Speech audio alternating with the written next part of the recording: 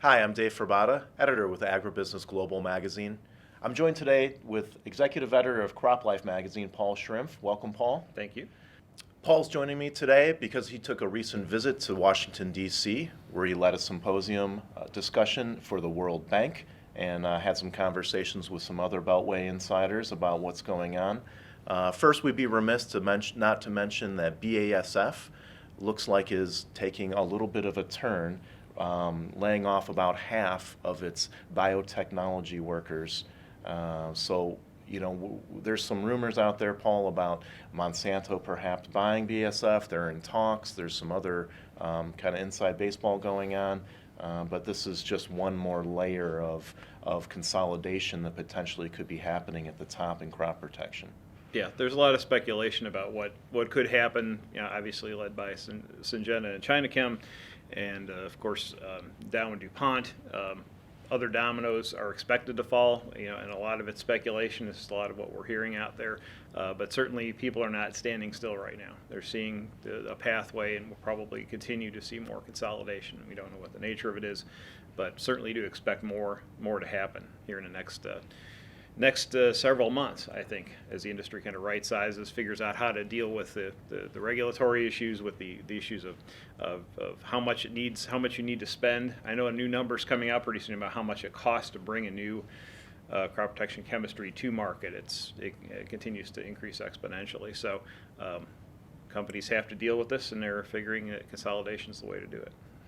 So your symposium at the World Bank had people from all over the World Bank and in the inner circles talking about agriculture technology for smallholder farmers, amongst other things. Sure. It was I believe it was eight or 9 days that they spend together, and they do a lot of work, and a lot of the work that they do later in the week is set up by the discussions that they have at the beginning. And one of the discussions I was honored to participate in was a discussion about technology for smallholder farmers and some of the technologies that are coming. One of them was related to milk, being able to capture and chill milk so that it can be delivered to market from distant places, more remote and away from the big cities, which was particularly interesting. The other one was a presentation on drone use, which for a smallholder farmer, as drone prices continue to reduce or come down, can farmers purchase these things and use them to visualize their crops, take imagery or take photos, and look to try and improve, on something that they're doing. It's all about capturing data. It's all about trying to make what they're doing a little bit better and giving them a bit of information. And the other thing is, the World Bank talks a lot about trying to get out away from the cities into the smallholder farmers that are farther out, because that's really where the need is greatest. I mean, we have to bring milk in from 100 miles or hundreds of miles to a city. How can you be a farmer and get that product to the markets that are going to purchase it? So that was really it was really interesting that those things are happening, and it's something that they're looking to invest in, and looking for other technologies to invest in to bring to smallholder farmers. The other part of the DC visit was going to see some of the major associations here. We have Crop Life America and Fertilizer Institute. I also visited the Farm Bureau. I think the one thing that they had in common is they're all looking at this the death of Antonin Scalia, which changed obviously the Supreme Court, and of course there's a huge political battle over that. But at the bottom line for the ag groups in the U.S. is there's a lot of initiatives they're working on related to genetically modified crops and developing a national preemption about labeling.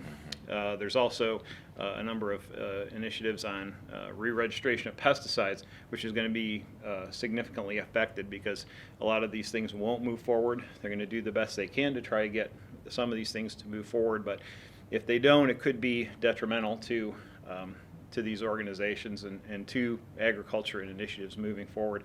So we're going to be watching those extremely closely, as I know you are as well, trying to determine how this is going to move forward in the next 11 or 12 months before a new president comes in, perhaps before a new Supreme Court justice comes in and helps solve some of these key issues. So it was an interesting day in D.C. on the Hill, as it usually is, and something that a lot of things that are affecting ag right now are happening. Great. Paul, thank you very much for that U.S. update. Sure. We'll continue to follow the U.S. and other global markets at agribusinessglobal.com. Thanks for joining us for this episode of Agribusiness Global Update.